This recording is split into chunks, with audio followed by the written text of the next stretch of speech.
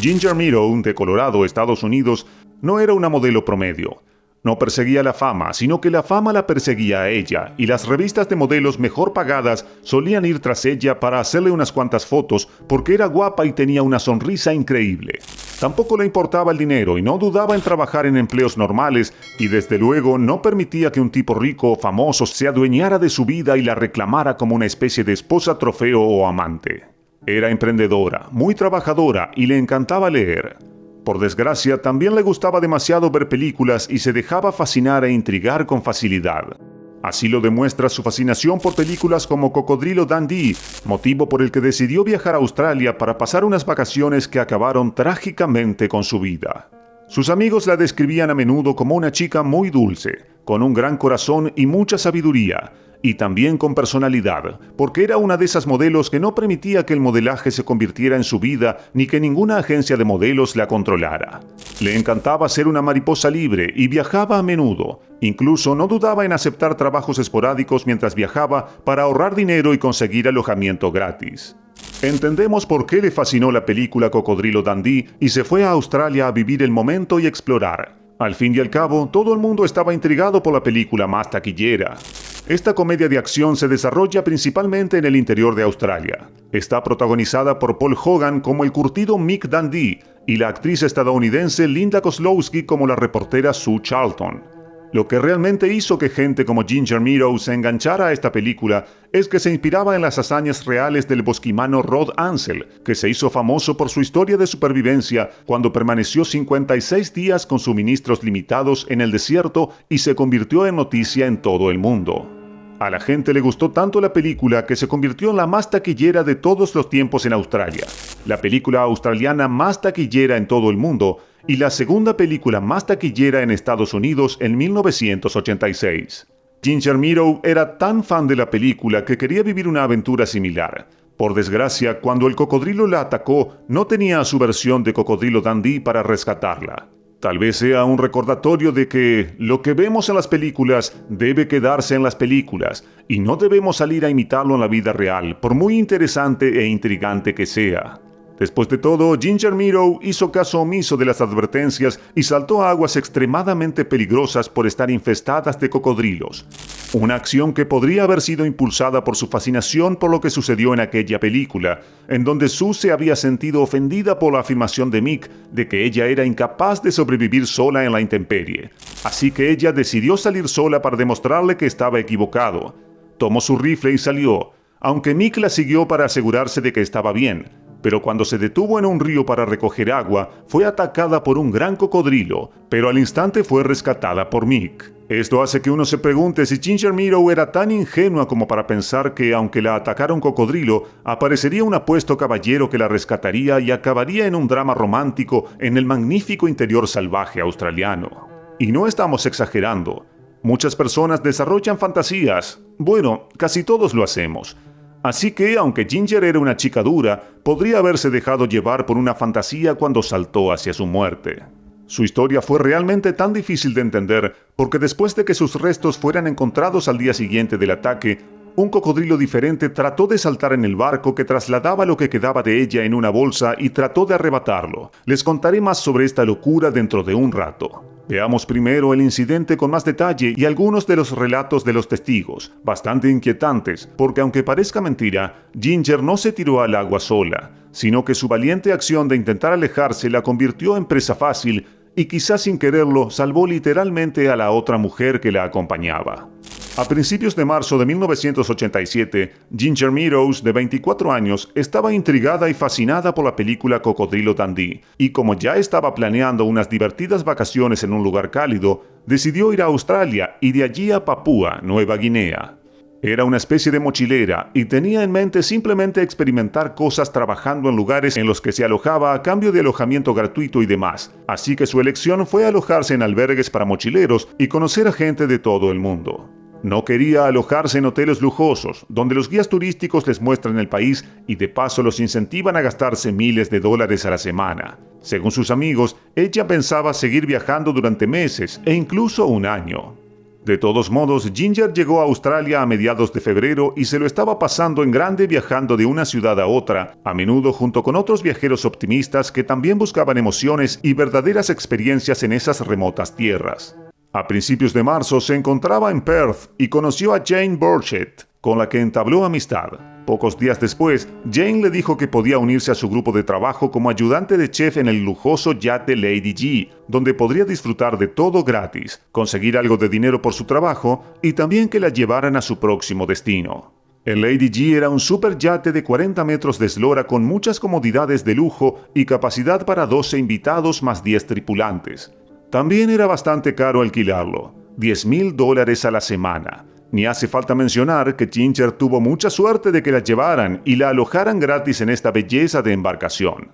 A Ginger le entusiasmó la idea y no podía creer que pasaría un par de semanas en un famoso yate de lujo cuyo alquiler costaba tanto dinero y que además podría visitar algunos lugares famosos de difícil acceso y adentrarse en las remotas costas australianas a las que solo se puede acceder en barco. Así, pronto se encontró en el lujoso barco Lady G trabajando como ayudante de chef junto a su amiga, la chef Jane Burchett, que también era nueva en el yate. El personal y el capitán eran muy amables. Pero también le advirtieron a Ginger de que nunca se bañara en ensenadas ni pusiera un pie cerca del agua en esos lugares, porque es allí donde proliferan los cocodrilos de agua salada, sobre todo cerca de los manglares y de los espesos arbustos y árboles presentes cerca de la orilla. Le dijeron que, a diferencia de los caimanes, los cocodrilos buscan y cazan activamente a los humanos e incluso los perciben como presas fáciles, y que no debía subestimar a un cocodrilo ni hacer caso omiso de las advertencias. Este era el procedimiento habitual en el yate para mantener a salvo a los huéspedes y a la tripulación. Se sentía un poco frustrada porque nunca le permitían bañarse en esos lugares, porque a diferencia del mar abierto, el agua de esos sitios siempre era clara, tranquila, poco profunda y bastante tentadora. Tampoco podía creer lo serios que eran la tripulación y el capitán sobre los peligros que planteaban los cocodrilos. Pero tenían razón y no querían que le pasara nada malo. Así que a menudo le decían que los cocodrilos podían acercarse en una fracción de segundo y ella no sobreviviría para contarlo. Ella les contestaba bromeando: «Sí, lo sé, ya me lo han dicho como 1,000,000 de veces». El trabajo y el viaje en el yate fueron una bendición del cielo. La distancia entre Darwin y Perth es de casi 1.900 millas náuticas y se tarda al menos 10 días en barco, pero el yate también hizo muchas paradas por el camino para admirar las impresionantes vistas y las interminables ensenadas con multitud de majestuosos paisajes e intrigante vida salvaje. Nadie tenía prisa y el viaje iba de maravilla. Sin embargo, las cosas cambiaron el 29 de marzo y el alegre viaje se convirtió en una pesadilla infernal. Ese día era natural que el capitán se adentrara en una ensenada que conduce a las majestuosas cataratas King's Cascades en el Parque Nacional de Prince Regent, una popular escala turística en Australia Occidental. Ofrece un paisaje asombroso, pero está estrictamente prohibido bañarse en él porque en la zona habitan cocodrilos de agua salada de gran tamaño y se han producido ataques mortales. No obstante, observar cocodrilos a salvo desde un barco es una de las emociones de visitar el Parque Nacional Prince Regent, y muchos yates y barcos con turistas visitan la zona durante todo el año. Aquella tarde, justo después de servir el almuerzo, todos a bordo del barco estaban pasando el rato y pasando una tarde en calma. Hacía calor y a Ginger se le ocurrió darse un chapuzón. El agua allí siempre está tranquila y clara, y las cataratas son atractivas. Era difícil resistirse. Ginger consultó a su amiga Jane y las dos no pudieron resistirse a la idea de refrescarse en el agua e intentar escalar las cercanas cascadas de King Cascades. Sin embargo, dudó al principio porque recordaba que el capitán del barco, Bruce Fitzpatrick, y otros miembros de la tripulación habían dicho en numerosas ocasiones que nadie podía nadar y ni siquiera meter un pie en el agua, porque había cocodrilos de agua salada por todas partes y no dudarían en matar y comerse a cualquiera que lo intentase. Sin embargo, las dos decidieron que era seguro y que merecía la pena intentarlo. Saltaron a las aguas infestadas de cocodrilos y empezaron a nadar hacia la cascada. Mientras nadaban y se acercaban a la pared, el patrón, Bruce, estaba a punto de gritarles y pedirles que regresaran inmediatamente al yate cuando vio que se les acercaba un enorme cocodrilo de 4 metros. Se asustó e inmediatamente empezó a gritarles, pero era demasiado tarde, porque el cocodrilo ya se había fijado en las damas. Estaba en modo de caza y en busca de comida. Entonces le gritó a la tripulación que pusieran el barco en marcha para ir a rescatar a las damas. Pero eso tampoco fue fácil, porque el gran barco anclado tarda al menos 10 minutos en desanclarse y moverse. El capitán tampoco era aficionado a las armas y no tenía ningún fusil en el barco. Ninguno de los miembros de la tripulación se atrevió a hacerse el héroe y saltar al agua, porque sabían que tal acción significaría que otra persona podría necesitar ser rescatada. Sin embargo, utilizaron algunos objetos para salpicar el agua mientras gritaban en un intento de distraer al cocodrilo de Ginger y Jane. Pero todo sucedió tan rápido que no pudieron hacer gran cosa, porque lo que ocurrió a continuación duró menos de 2 minutos. Las chicas miraron horrorizadas cómo la bestia se lanzaba hacia ellas, sabiendo que no tenían a dónde ir. También era demasiado tarde para volver nadando al yate. Así que empezaron a nadar lo más rápido que pudieron hacia las cascadas, donde era algo posible trepar por las paredes y estar al menos unos metros por encima del agua, y posiblemente a salvo de la bestia hambrienta. El agua era poco profunda en el borde de la cascada, y solo hasta la cintura, y no era tan fácil de escalar como las dos señoras pensaban, porque era simplemente demasiado húmedo y resbaladizo, y no eran buenas escaladoras. Sin embargo, el monstruoso cocodrilo gigante seguía avanzando, así que siguieron esforzándose por trepar y consiguieron situarse a menos de 1 metro de altura en el borde de la pared y se limitaron a observar cómo el cocodrilo las alcanzaba. Los cocodrilos pueden saltar tanto como toda su longitud fuera del agua, así que aunque las dos damas ya estaban de pie en el borde del agua, la situación seguía siendo extremadamente peligrosa y sabían que él podría atacarlas fácilmente y arrastrarlas al agua. Ginger Meadow y Jane simplemente se encontraron entre la espada y la pared. Temblaban de miedo y horror, y la pobre Ginger probablemente rezaba para que alguien como Cocodrilo Dundee viniera a salvarla en ese momento. Cuando el cocodrilo llegó hasta ellas, se detuvo a solo 2 metros de distancia mientras ensanchaba sus enormes mandíbulas frente a ellas, haciendo que el horror y el terror recorrieran sus espinas dorsales. En ese momento, Jane empezó a gritar como loca. Además, llevaba unos zapatos de goma que permitían trepar por superficies mojadas, así que se los quitó y se los lanzó al monstruo y consiguió golpearle en la cabeza, haciendo que cerrara su aterradora boca. Pero la batalla no había terminado, y el monstruo no estaba dispuesto a rendirse. Lástima que no tuvieran otro material más sólido para arrojarle, porque si lo hubieran tenido y hubieran conseguido golpearlo en la cabeza unas cuantas veces, probablemente se habría alejado, pero no eran más que 2 mujeres en bikini divirtiéndose, nadando en aguas infestadas de cocodrilos, muy lejos de casa y de la seguridad, y tristemente no poseían ningún conocimiento sobre cómo actuar en estas situaciones insalvables.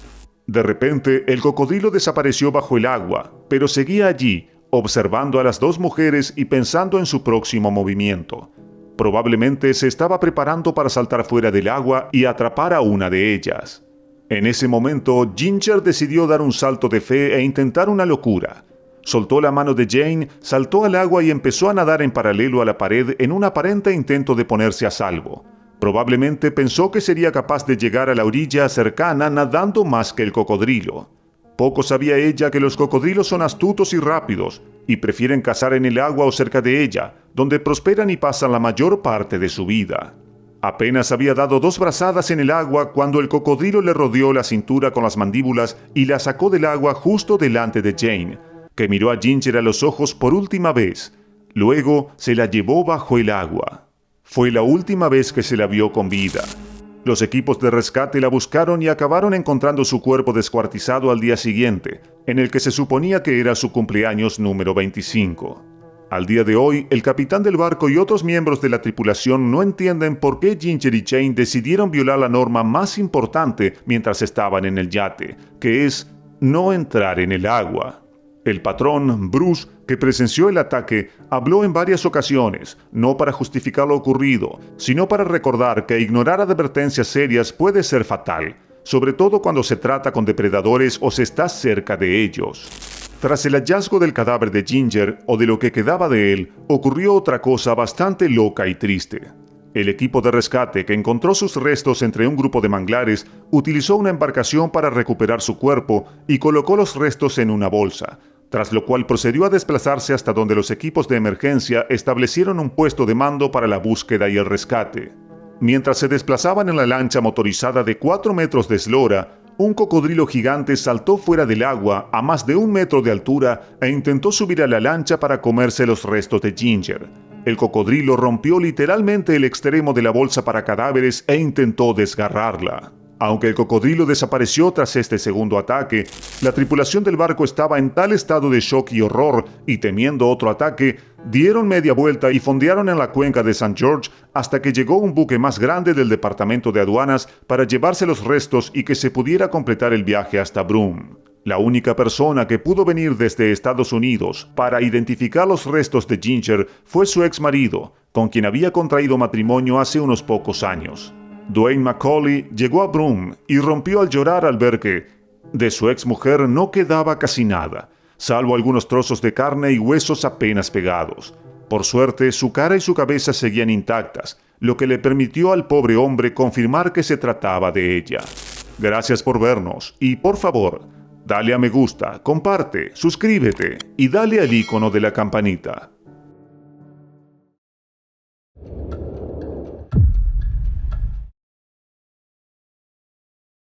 Russell Harris nació y creció en el Reino Unido, pero tenía un espíritu aventurero y amaba viajar por el mundo. Cuando visitó Estados Unidos, conoció al amor de su vida, Jennifer. Los dos se casaron más tarde y se mudaron a Australia para permitir que Russell continuara con su línea de trabajo. Había conseguido un trabajo como superintendente de servicios técnicos para el grupo minero angloamericano BHP Billiton. Su lugar de trabajo era la isla Groote, la cuarta isla más grande de Australia, que se encuentra aproximadamente a 30 millas de la costa del Territorio del Norte. Aunque la isla está habitada principalmente por aborígenes locales, a saber, el pueblo Warnon del Agua, la isla alberga una de las reservas de manganeso más ricas del mundo. Proporcionó exactamente el tipo de trabajo que Russell estaba buscando. Poder vivir y trabajar en un hermoso país con el clima y las playas del norte de Australia era un sueño hecho realidad. La isla es una reserva para muchos animales diferentes. Allí viven 83 especies de aves diferentes y hay sitios de anidación para tortugas verdes y carey. A pesar de la fuerte actividad minera en el lado oeste de la isla Groote es un refugio de vida silvestre y considerada un paraíso por aquellos que han tenido la suerte de pasar un tiempo allí. Pero hay peligros ocultos. Aunque las playas están cubiertas de arena blanca y florida que se adentra en el agua turquesa y tranquila, los tiburones patrullan los mares y los cocodrilos de agua salada acechan en las aguas poco profundas. En septiembre de 2005, Russell se dirigió al noreste de la isla. Conocía una playa que era pintoresca y apartada. Él y Jennifer se unieron a otra pareja que Russell conocía por el trabajo. El camino era accidentado y arduo, pero el viaje valió la pena. Cuando llegaron a Picnic Beach, no se sintieron decepcionados. La arena era gloriosamente fina, como caminar sobre harina suave. El agua era clara y de un impresionante tono azul. La bahía era perfecta y el grupo de 4 dejó sus pertenencias, extendió sus toallas y conversó entre ellos.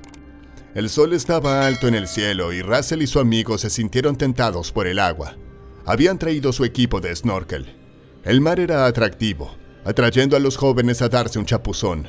Las dos chicas decidieron quedarse en la playa, tomando el sol en las toallas y charlando alegremente mientras Russell y su amigo se dirigían al agua. Se adentraron en el agua hasta la cintura antes de ponerse las máscaras y los tubos de snorkel en la cara. Cuando el agua los envolvió, sumergieron la cabeza bajo la superficie y se maravillaron con el paisaje submarino en el mar cristalino. Peces de colores brillantes se movían de un lado a otro. Las anémonas de mar se aferraban a las rocas, ondeando con el movimiento de las corrientes, y grandes lábridos nadaban cerca del lecho marino. Era una de las vistas más hermosas que la pareja de amigos había experimentado, pero el peligro se acercaba. Quienes ingresan al agua alrededor de la isla Groote lo hacen bajo su propio riesgo. No solo los tiburones frecuentan las aguas poco profundas, sino que los cocodrilos de agua salada habitan las aguas costeras. Pueden crecer hasta tamaños enormes y son más agresivos que sus parientes de agua dulce. En Australia, los salchis son responsables de entre 2 y 3 ataques cada año. La gente es cautelosa al entrar en ríos y estuarios, pero pocos piensan en los cocodrilos cuando nadan en mar abierto. Los dos hombres buceaban cerca el uno del otro a solo unos metros de distancia. De vez en cuando, le señalaban algo al otro y se sumergían para echar un vistazo más de cerca. no se dieron cuenta de que un depredador silencioso y mortal se acercaba. Estaba recorriendo las aguas poco profundas en busca de una comida fácil y había detectado las vibraciones de los dos hombres nadando desde lejos. Se dirigió hacia ellos. Bajo el agua, el reptil gigante de 15 pies nadaba sin esfuerzo a través del mar. Su cola lo impulsó hacia la pareja mientras continuaban disfrutando de su experiencia de snorkel. Ninguno de los dos hombres miró hacia atrás mientras flotaban en la superficie. Si lo hubieran hecho, habrían visto al cocodrilo desde varios metros de distancia, dirigiéndose directamente hacia ellos. No había forma de que pudiera esconderse en agua tan clara. En cambio, confió en su velocidad y ataque sorpresa desde atrás. Cuando el cocodrilo estaba a solo unos pies de los dos hombres, el amigo de Russell se sumergió para observar más de cerca algunos peces cerca del fondo del mar. Y fue entonces cuando el cocodrilo atacó. Russell sintió de repente un fuerte tirón en la cintura y se dio vuelta, esperando ver un tiburón. Se aterrorizó al ver la piel verde oliva y escamosa de un cocodrilo de agua salada. Lo arrastró bajo el agua e inmediatamente Russell se encontró en una lucha por su vida. Lo habían tomado completamente por sorpresa, y su amigo, que estaba a solo unos metros de distancia, no se dio cuenta de la batalla que se libraba sobre él. Bajo la superficie de la cala idílica, Russell estaba luchando con un depredador de sangre fría con millones de años de instinto asesino encerrados en su ascendencia. Considerando que tiene la fuerza de mordida más fuerte en el reino animal, el cocodrilo de agua salada apretó sus mandíbulas alrededor de Russell con 3700 PSI. Intentó desesperadamente abrir sus mandíbulas, pero fue inútil. El cocodrilo no lo soltaba y Russell podía sentir que se debilitaba. El cocodrilo hizo rodar al hombre de 37 años una y otra vez, retorciendo su cuerpo en el agua y desorientando a Russell. Ya no podía contener la respiración. Podía ver la superficie brillante del mar a sus pies, justo momentos antes de desmayarse. Segundos después, el amigo de Russell volvió a la superficie. Miró a su alrededor buscando a su amigo y se sorprendió de que no estuviera por ningún lado. Estaba desconcertado. ¿A dónde se había ido? Volvió a meter la cabeza en el agua y giró sobre el lugar, buscando debajo de él en todas direcciones a Russell. Pero no había señales de él. Los dos habían estado juntos solo momentos antes. Decidió nadar de regreso a la playa, asumiendo que Russell ya había salido. Nadó hasta las aguas poco profundas y luego se puso de pie y caminó hacia la arena suave. Se quitó la máscara y el snorkel, limpiándose la cara con la mano. Las dos chicas lo miraron y le preguntaron dónde estaba Russell. Fue entonces cuando lo comprendió. Algo terrible le había sucedido a su amigo.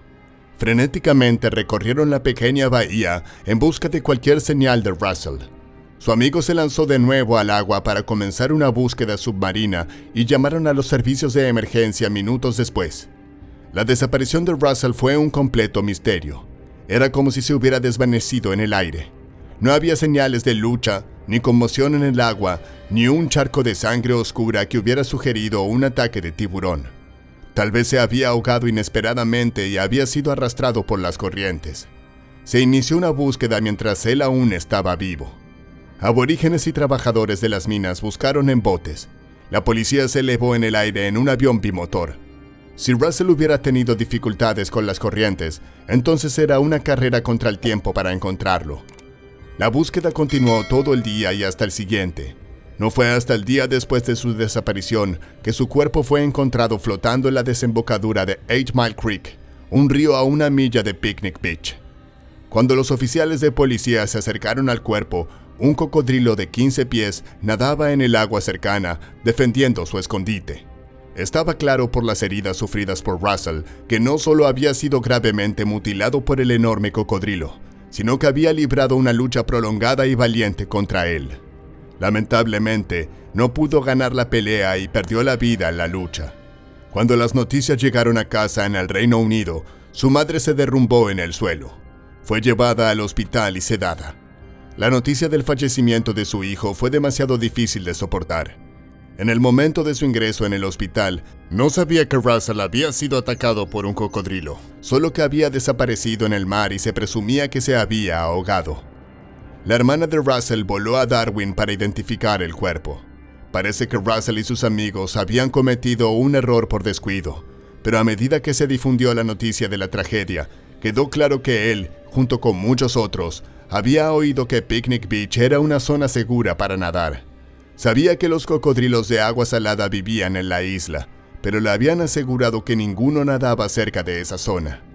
Uno de sus pasatiempos favoritos había sido el snorkel, y con el agua tan atractiva, siempre iba a darse un chapuzón.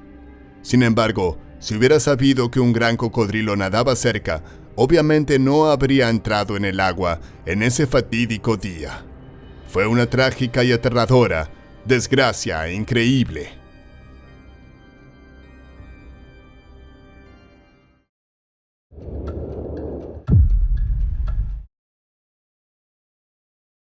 En la parte más septentrional del planeta se encuentra un desierto helado de blanco prístino, donde el sol nunca se pone realmente, el Ártico.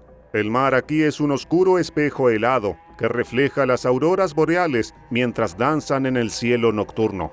Los vientos fríos aúllan sobre los glaciares que tallan picos majestuosos y valles profundos. La tierra es pedregosa y llena de extremos, donde la supervivencia es una lucha contra los duros elementos. Solo las criaturas más aptas prosperan aquí, y entre ellas están los reyes del Ártico, los osos polares. Los pelajes blancos como la nieve de los osos polares se mezclan con su entorno, proporcionando el camuflaje tan necesario durante la caza. Tienen gruesas capas de grasa que los aíslan contra las temperaturas heladas. Sus patas son enormes y proporcionan suficiente tracción para atravesar el terreno helado. Con más de 2.7 metros de altura y un peso de más de 400 kilos, son un símbolo aterrador de la enorme extensión del Ártico. Sin embargo, su población ha experimentado un descenso masivo, una clara indicación de las actividades humanas en el planeta. Esto ha llevado a un aumento en el número de reservas naturales y agencias de conservación dentro del Ártico, mientras corren para luchar por la preservación de la vida silvestre y la naturaleza en la región. Johan Jacobus Koot era un conservacionista holandés y explorador de la vida silvestre que amaba a los animales. Durante años había vivido en las zonas más remotas y luchado contra condiciones climáticas extremas donde trabajaba, manteniendo campamentos para grupos de investigación y conservación de la naturaleza. Tenía un blog donde documentaba sus encuentros en la naturaleza, así como los altibajos de vivir en tales áreas. En el punto álgido de la pandemia en 2020, Michel van Dijk contactó a Johan y le ofreció el trabajo de administrar el campamento de Svalbard en los Países Bajos. Svalbard es un archipiélago ubicado en el Ártico, a solo 1.287 kilómetros del Polo Norte, con temperaturas que oscilan entre los menos 25 grados Celsius y los 7 grados Celsius. Es uno de los lugares más fríos del planeta. El terreno está cubierto por un manto de hielo y nieve, y la única señal de vida son las plantas resistentes que se aferran al suelo rocoso y las reservas naturales, entre ellas la que Johan administraba. Esta tundra helada se extiende a lo largo y ancho, mientras las auroras boreales bailan en el cielo nocturno. Es un santuario para especies raras y en peligro de extinción, como el zorro ártico, el reno de Svalbard y los osos polares. Aquí, los osos polares no solo superan en número a los humanos, sino que también son las máquinas de matar más viciosas y feroces del Polo Norte. Cazan y derriban sin piedad a cualquier presa que encaje en su pirámide alimenticia, desde las focas y leones marinos regordetes hasta el ocasional humano. Lo que es peor es que el número de ataques de osos polares está aumentando rápidamente año tras año. Los osos dependen del hielo, y a medida que aumentan las temperaturas globales, las capas de hielo se derriten, lo que les dificulta emboscar a las focas. Sin las capas de hielo, tienen pocas o ninguna posibilidad de atrapar una foca mientras están en el agua. Esto, a su vez, ha obligado a los osos a buscar fuentes de alimento peculiares más cerca de los asentamientos humanos, a menudo vistos rondando basureros, y a veces se cruzan con humanos, como sucedió con Johan. En la noche del jueves 27 de agosto de 2020, Johan estaba parado afuera de su tienda después de un día agotador en el clima helado. Observó el terreno cubierto de nieve reflejar los cálidos colores del sol poniente. Cuando los últimos rayos del sol desaparecieron, las auroras púrpuras y verdes de las luces del norte se arremolinaron y giraron por el cielo. ¿Cómo puede un lugar tan duro ser tan hermoso?, pensó para sí mismo mientras entraba en su tienda para dormir. Dentro de la tienda, Johann se metió en su saco de dormir y observó cómo los hipnotizantes copos de nieve bailaban bajo la suave luz de su linterna frontal. Sus ojos se pusieron pesados y su cuerpo se relajó a medida que se hundía gradualmente en su cálido saco de dormir. Se quedó dormido lentamente mientras los vientos aullaban afuera. El frío penetrante del Ártico no era una molestia, ya que se sentía en paz, arrullado en un profundo sueño por el ritmo de la naturaleza. En las primeras horas del viernes 28, alrededor de las 4 a.m., Johann no era consciente del peligro que acechaba afuera. Un enorme oso polar que había llegado al campamento estaba rondando el lugar. A 2 metros de la tienda, el oso se detuvo.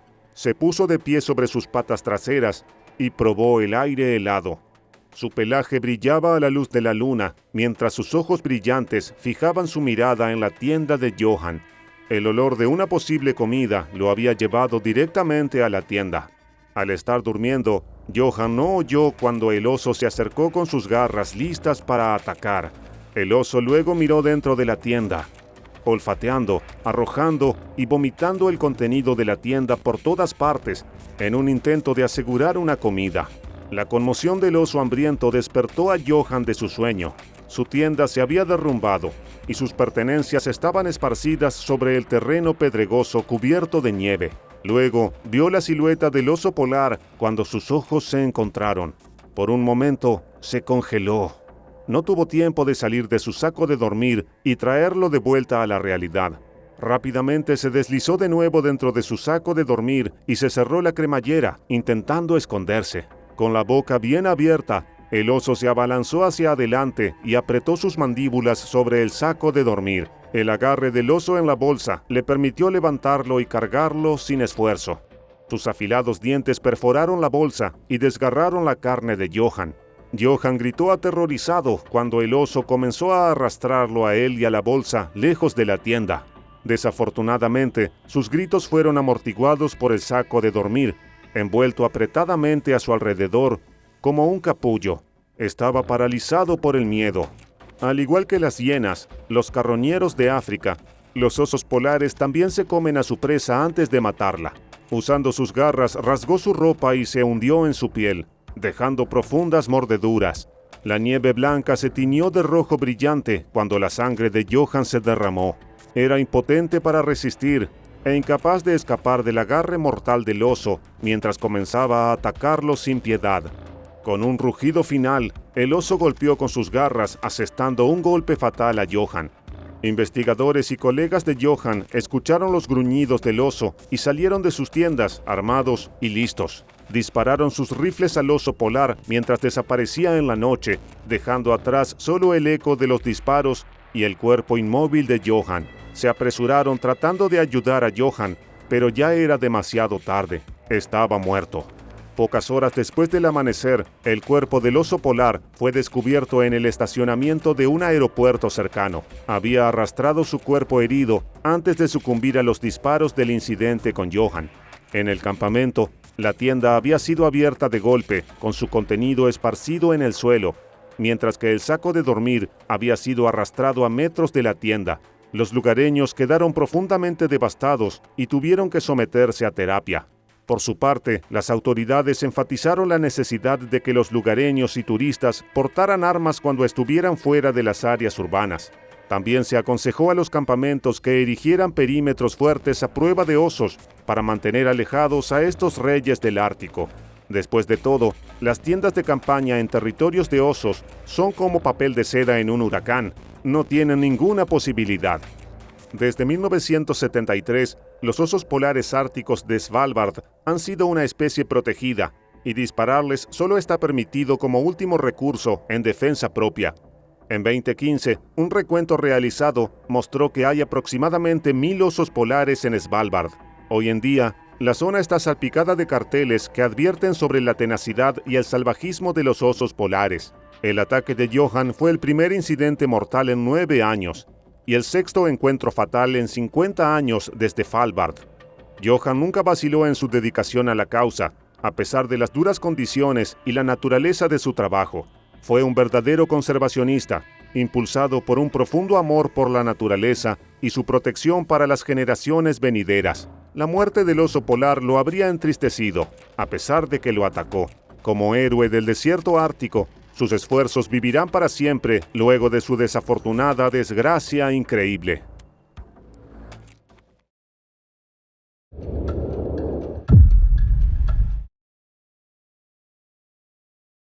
El circo de Suzhou era muy conocido en el condado de Sichuan. Era una atracción popular para los turistas y también para los residentes de la zona. El lugar contaba con acróbatas realizando trucos increíbles, comida, juegos de arcade, montañas rusas y una gran cantidad de eventos exuberantes. Pero este día el circo estaba cerrado, ya que esa misma semana había sucedido una tragedia que impactó a todo el personal. Una de sus trapecistas más experimentadas, San y su esposo Sang, estaban realizando una presentación frente a cientos de personas. Todos estaban felizmente grabando a la pareja haciendo uno de sus trucos más peligrosos, cuando San cayó hacia su muerte. Sang pasó de estar realizando trucos con su esposa a organizar su funeral. El circo había recibido un gran impacto y estaba en la mira de todos. Pero además, varios circenses habían visto la tragedia en primera persona y experimentaron estrés postraumático. Era una situación complicada para todos. Y para empeorar las cosas, el circo estaba bajo investigación. La presencia constante de las autoridades y las extensas horas de interrogación a las que los sometieron afectaron mucho a cada miembro del circo de Suzhou. Los circenses hicieron todo lo posible para poder continuar normalmente con su entrenamiento, mejorar las condiciones del circo y controlar a los animales que ahora estaban más tiempo encerrados. Hacían lo posible para dejar de pensar en la terrible situación que estaban viviendo. 2 días después del incidente, el 25 de mayo de 2021, el equipo se despertó a las 5 de la mañana como todos los días. Se presentaron en la puerta y esperaron al gerente para que les diera las tareas del día. Aunque el circo haya estado cerrado, había muchas tareas que cumplir, como limpiar y alimentar a los animales que el circo tenía encerrados. Había monos, tigres, elefantes, leones, osos y serpientes. Los animales más grandes y los monos estaban entrenados para realizar trucos increíbles y tenían un nivel de obediencia impoluto. Estos animales estaban hambrientos y necesitaban que les limpien sus jaulas. Eran tantos que el equipo de mantenimiento se dividió en 2. El primer grupo les proporcionaría comida y agua, mientras que el segundo grupo iría con su caja de herramientas para aceitar las bisagras y corroborar cualquier incidente que pueda suceder con las jaulas. El segundo grupo trabajaba una vez que los animales se hubieran alimentado. Los tigres se vuelven muy perezosos luego de comer, por lo que el segundo equipo estaba tranquilo. Pero no hay que olvidar que estos animales son animales salvajes, y nada está garantizado. Cada sección del parque tenía protocolos de seguridad según los animales que estuvieran allí. Si lograban de alguna forma pasar la primera instancia de seguridad, una puerta corrediza, se encontrarían con otra reja que les imposibilitaría continuar avanzando. El orden en que asistían a estos animales era siempre el mismo. Primero las serpientes y los lagartos, que se encontraban en jaulas de vidrio para que no lograran escapar. Luego seguían los monos y los antílopes africanos. Continuaban con los leones y los osos. Los últimos 2 animales que quedaban eran los tigres siberianos y los elefantes. El error que derivó en el terrible accidente de esa tarde sucedió cuando un equipo de 6 personas con carretillas llenas de carne cruda entró a la zona de tigres. La zona vallada que albergaba a las 4 magníficas criaturas era alta y difícil de atravesar. Era una única puerta con solo un resbalón para abrirla y sin cerradura para protegerla de los intrusos. Los tigres no tienen pulgares oponibles. Abrir un cerrojo deslizante sería prácticamente imposible. 2 miembros del equipo abrieron la puerta y comenzaron a arrojar trozos de carne de cabra sobre el suelo de la jaula, que medía casi 10 metros de circunferencia. Los felinos no corrieron velozmente hacia la comida como los demás animales, sino que observaron al grupo atentamente, esperando a que se fueran antes de comenzar a comer. Los tigres son observadores, mucho más de lo que los humanos piensan. Dos de las criaturas notaron que el último hombre en entrar no estaba mirando sus manos cuando cerró el cerrojo. La barra metálica no acertó al agujero por pocos centímetros. La puerta parecía cerrada para los distraídos, pero una pequeña ráfaga de viento sería suficiente para abrirla de par en par. Dos de los depredadores se adelantaron para comer su parte de su comida, pero los otros dos que habían notado el error del equipo permanecieron tumbados en la hierba, porque sabían, por años de hábito, que los humanos irían a alimentar a los elefantes a continuación, antes de volver pocos minutos después. Luego, los tigres se quedarían solos por el resto de la mañana hasta que llegaran las personas que se encargaban del mantenimiento. Y efectivamente, eso fue lo que sucedió. El equipo de mantenimiento llegó mientras los felinos se acercaban a la puerta. El más valiente de los dos, un macho de 4 años, comenzó a olfatear nerviosamente la reja, pero se echó atrás cuando la puerta del recinto se abrió y entraron 3 hombres con cajas de herramientas y latas de aceite lubricante. Momentáneamente confundidos por el cambio del horario habitual, los 2 tigres dieron un paso atrás y observaron la escena, antes de decidirse a actuar. Los hombres no prestaron atención a los tigres, ya que se dirigían hacia el recinto de los elefantes en la parte trasera. Yang Yi, un hombre de 51 años que había estado trabajando para el circo durante más de 20 años, fue uno de los 3 hombres que entraron ese fatídico día. Llevaba una caja de herramientas en una mano y estaba encendiendo un cigarrillo con la otra, cuando se le cayó la caja y las herramientas se esparcieron por el suelo. Maldijo en voz alta. Sus colegas se rieron por su torpeza, y él les hizo un gesto indicando que se adelantaran, ya que él los alcanzaría una vez que recogiera todas sus herramientas. Mientras tanto, los 2 tigres observaban la escena atentamente. Vieron a los 2 hombres atravesar la puerta, dejando a Yang atrás. Estaba agachado, con su espalda de frente a los felinos. El macho valiente se acercó, y la puerta se abrió suavemente y en silencio cuando la empujó. Yang no oyó nada de lo que sucedía detrás de él. Arrojó las herramientas dentro del maletín con tantos estruendos y golpes que no habría oído la puerta aunque ésta hubiera soltado un chirrido. Lentamente, el macho se acercó a él. La hembra mayor se movió justo detrás de él. Ambos se agazaparon, acechando al hombre que estaba distraído. Ninguno de los 2 tigres había puesto un pie en la naturaleza en toda su vida, pero el instinto, impulsado por sus estómagos hambrientos, sabía exactamente qué hacer. Se acercaron cada vez más. Uno de los compañeros de Yang miró por encima de su hombro a través de la puerta que los separaba del tigre. Empezó a gritarle a Yang cuando vio a los tigres a punto de saltar hacia él. Se encontraban a pocos metros. La cabeza de Yang se echó hacia atrás justo cuando el macho saltó por los aires. Sus uñas se incrustaron en su boca abierta de par en par. Sin perder tiempo, Yang tomó el martillo y golpeó las garras de la bestia tan fuerte que ésta se echó hacia atrás automáticamente, girando como un extraño muñeco. El animal se estrelló contra el suelo, pero apenas tocó el suelo, la hembra detrás de él entró en acción. Se lanzó hacia Yang, que esta vez no fue tan rápido como antes. Yang estaba agachado en el suelo cuando el animal aterrizó sobre él desde arriba.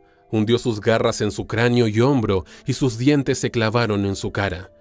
Los hombres detrás de él estaban atrapados detrás de la valla. Si se atrevían a abrir la puerta, tendrían a los 4 tigres encima. Pidieron ayuda por la radio gritando tan histéricamente que el resto del equipo solo pudo entender que había tigres sueltos. Todos los habitantes del parque corrieron al recinto y los policías que acababan de llegar para la serie de entrevistas de ese día estaban justo detrás de ellos con sus armas. La situación de Yang se había intensificado drásticamente en los segundos que tardaron en pedir ayuda por la radio. La tigresa estaba todavía clavada en su cara y el joven macho había recuperado su equilibrio. Este saltó de nuevo, tomando una de las piernas agitadas de Yang. En el vaivén de los movimientos, los tigres mordieron y desgarraron al hombre. Las garras de la hembra cortaron sus músculos y la carne, desgarrando la piel de su hombro. Su otra pata se aferró a su frente, y una de sus garras encontró una cuenca del ojo y le arrancó el globo ocular del cráneo. Este fue el momento en que Yang se desmayó. La combinación de la pérdida de sangre, el dolor del ataque y el terror puro era demasiado para su cuerpo. Y cuando su cuerpo se apagó, el par de animales salvajes continuó desgarrándolo con renovada urgencia. Cuando la policía y el resto de los empleados del circo llegaron al recinto, se encontraron con una imagen aterradora. Los leones y osos detrás de ellos estaban golpeando sus jaulas, rugiendo violentamente. La situación era clara. El hombre estaba muerto, pero además, los otros 2 hombres de mantenimiento estaban atrapados detrás de una delgada barrera de alambre cerca de la sangre. Los felinos enloquecidos podían escalar fácilmente las vallas y atacar a los hombres atrapados o al personal. La decisión estaba tomada. Sin decirse una sola palabra, los 5 oficiales levantaron sus armas y el sonido de los disparos recorrió el aire. No menos de 4 balas alcanzaron a la tigresa, mientras que el hombre recibió 6. Sus cuerpos volaron hacia atrás por la potencia de las balas, y en un instante, las 2 bestias que se acercaban detrás de ellos huyeron de vuelta a su jaula, dejando a los atacantes y a Yang inertes en el suelo. Milagrosamente, la tigresa todavía respiraba, retorciéndose horriblemente, pero un oficial la sacó de su miseria con un solo disparo en la cabeza. Con tan solo 2 días de diferencia, el circo de Suzhou había recibido 2 impactos devastadores, y como consecuencia, todas sus exposiciones se vaciaron en menos de una semana. Los animales fueron llevados a varias reservas y parques por toda China, y nunca volverán a ver el circo. Los compañeros de Yang tuvieron suerte, pero tristemente, este no pudo evitar su destino inminente, que lo llevó hacia su desgracia increíble.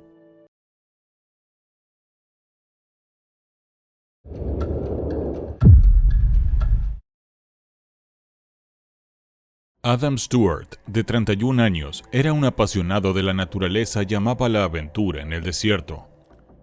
Trabajaba como guía en el cercano Parque Nacional Zion y también como guía de río, aunque también realizaba otros trabajos. En el verano de 2014 fue contratado por Nature's Capital, un contratista del Servicio Forestal de los Estados Unidos, para llevar a cabo estudios de vegetación en el Bosque Nacional Bridger-Teton, cubriendo la división continental y las montañas cercanas a las fronteras con Idaho. Adam iba a hacer el trabajo de campo completamente solo, algo que le había expresado como preocupante a su jefe.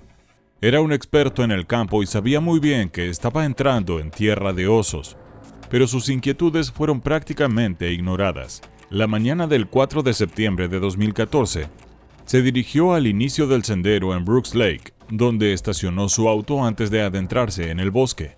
Llevaba consigo su equipo de trabajo, además de equipo de campamento. Planeaba pasar la noche en el lugar antes de regresar a la base el día siguiente, pero eso nunca sucedería. Era un día soleado, ni una nube en el cielo, aunque se sentía una brisa fría en el aire. En unos días, una tormenta de nieve cubriría la zona con un manto blanco. Pero por el momento el clima era ideal para caminar. Eran casi las 10 de la mañana cuando Adam comenzó su ruta. Era conocido por su velocidad al caminar y avanzaba rápidamente por el sendero. Estaba en buena forma física y cubrir muchos kilómetros en un solo día era solo parte del trabajo. Necesitaba montar su campamento antes de dirigirse a su sitio de trabajo.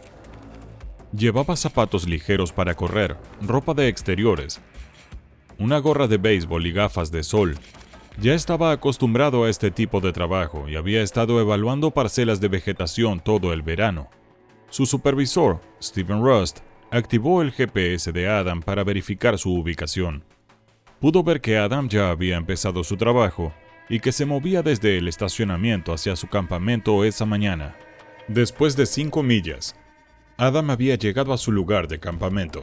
Era la última área de terreno plano antes de que comenzara a subir hacia la parcela de vegetación. Montó su tienda de campaña, colgó su comida en lo alto de un árbol y se dirigió a hacer su trabajo. El área designada para su estudio estaba a 3 millas de su campamento y ya era media tarde. Estaba fuera del camino habitual y Adam necesitaba abrirse paso por una densa maleza para llegar allí. Los árboles eran frondosos, bloqueando su vista. Naturalmente encontró un sendero de animales donde la vegetación estaba aplastada, facilitando el avance. Este sendero atravesaba los árboles y cruzaba troncos caídos. Este camino de animales era frecuentado por osos. Tanto osos negros como grizzlies eran comunes en la zona. Adam avanzaba en silencio durante su caminata, algo peligroso cuando se está en tierra de osos. Después de recorrer 1.8 millas, el sendero empezó a inclinarse hacia arriba. El sitio de la parcela estaba a 1 milla más cuesta arriba, pero Adam nunca llegó. Sin que él lo supiera, un oso estaba a solo unos metros de distancia. Y lo más alarmante es que Adam caminaba directamente hacia su guarida. La reserva de comida del oso, que consistía en 2 cadáveres de ciervo mula, ya devorados, estaba escondida bajo hojas, ramas y tierra. Para Adam, los montones de vegetación pasaron desapercibidos, al igual que un pequeño mechón de pelaje de ciervo sobresaliendo entre las hojas. Su línea de visión estaba bloqueada por los árboles, y no logró ver al oso devorando uno de los restos de ciervo mula. Al girar alrededor del siguiente árbol, de repente se encontró cara a cara con él.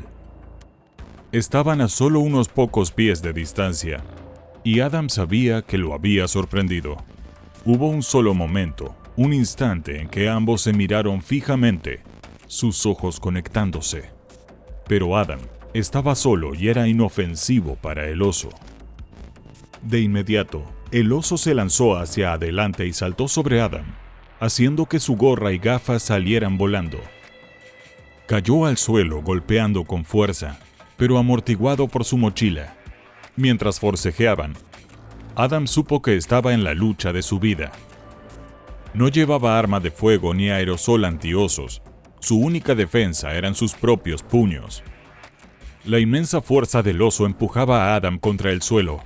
Luchaba por moverse y por respirar, mientras el peso del animal lo aplastaba. Las garras afiladas del oso le rasgaban la piel con cada zarpazo. Adam intentaba mantener el hocico del oso alejado de él. Podía oler el hedor de su aliento y oír sus gruñidos guturales mientras lo atacaba. Pero el oso era demasiado fuerte para Adam, y momentos después cerró sus mandíbulas alrededor del cráneo de Adam.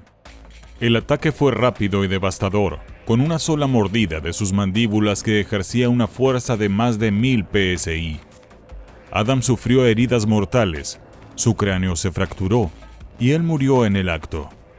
Debía regresar al día siguiente, pero no fue hasta 2 días después, el 7 de septiembre, cuando su supervisor, Stephen Rust, notificó al departamento del sheriff del condado de Fremont que Adam estaba desaparecido. Un oficial se dirigió al inicio del sendero y encontró el auto de Adam, dejando 2 notas en el vehículo para que se reportara a la oficina del sheriff. Sin embargo, al día siguiente, 8 de septiembre, aún no había señales de Adam. La preocupación por su bienestar iba en aumento y se inició una operación de búsqueda y rescate. Pasaron 4 días más antes de que el cuerpo de Adam fuera encontrado. El equipo de búsqueda se topó con su gorra y gafas tiradas en el sendero de animales. Luego su mochila azul sobresalía entre la maleza, con una ligera capa de nieve en el suelo. Debajo de ella se encontraban sus restos, en gran parte dispersos alrededor del escondite de comida del oso. Los oficiales del departamento del sheriff y del Departamento de Caza y Pesca de Wyoming fueron notificados del hallazgo de los restos de Adam y volaron hasta el lugar, llegando a las 5:30 de la tarde. Quedaba muy poco de Adam, y algunos de sus restos estaban incluso enterrados junto a uno de los 2 cadáveres de ciervos en otro escondite. Los oficiales se vieron obligados a abandonar el área a las 7:30 p.m.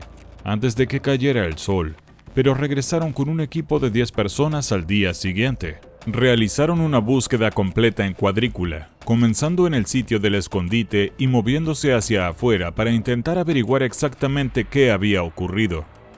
Dentro de la mochila de Adam estaban sus equipos de muestreo para las parcelas de vegetación y su cámara. Su equipo aún no había sido usado, no había ni anotaciones en su libreta, lo que sugiere que iba en camino hacia el sitio cuando fue atacado. La última foto en la cámara de Adam estaba registrada a las 2:33 p.m., mostrando una imagen de los acantilados a lo largo de la división continental. Se cree que Adam fue asesinado poco después de tomar esa foto. Del trabajo de investigación en el lugar parecía que había tropezado con un oso por error.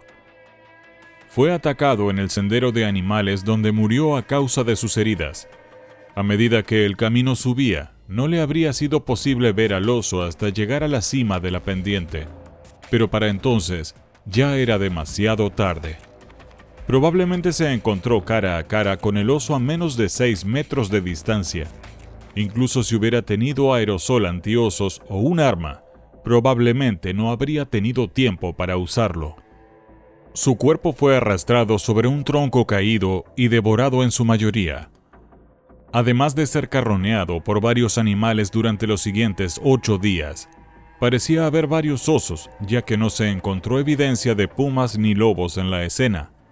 Había rastros tanto de osos negros como de grizzlies en el área. Uno de los lugares de descanso de los osos estaba a solo unos metros de uno de los escondites de comida. Pelo y huellas de osos estaban esparcidos por todo el sitio. Las muestras de pelo halladas indicaron que al menos 4 osos habían estado presentes, 3 grizzlies y un oso negro. Se colocó una trampa, pero solo atraparon a un grizzly macho.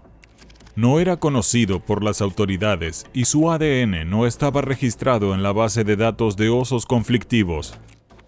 Dado que había pasado tanto tiempo desde la muerte de Adam, fue imposible determinar cuál de los osos presentes, si alguno, era el responsable del ataque.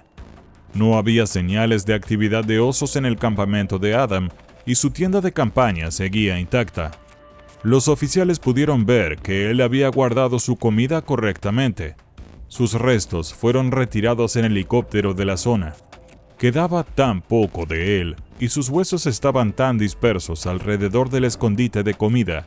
A pesar del estado de su cuerpo, el forense pudo determinar que murió por un traumatismo contundente provocado por una mordida en la cabeza. Tras la trágica muerte de Adam, la empresa para la que trabajaba, Nature's Capital, fue multada con $39,000, aunque la cifra se redujo rápidamente a solo $13,120. Para todos los que conocían y amaban a Adam, esta pequeña cantidad de dinero parecía una ofensa. Su padre la describió como una broma, especialmente considerando las preocupaciones que Adam había planteado a su jefe antes de salir al campo. Fue una pérdida terrible para la familia de Adam. Perder a alguien tan joven y lleno de vida es una tragedia inmensa, y ninguna suma de dinero podría traerlo de vuelta. Sin embargo, fue un accidente que podría haberse evitado si se hubieran tomado ciertas precauciones de antemano. Lamentablemente, ninguna se tuvo en cuenta, llevando a Adam Stewart a enfrentar su aterradora y fatal desgracia increíble.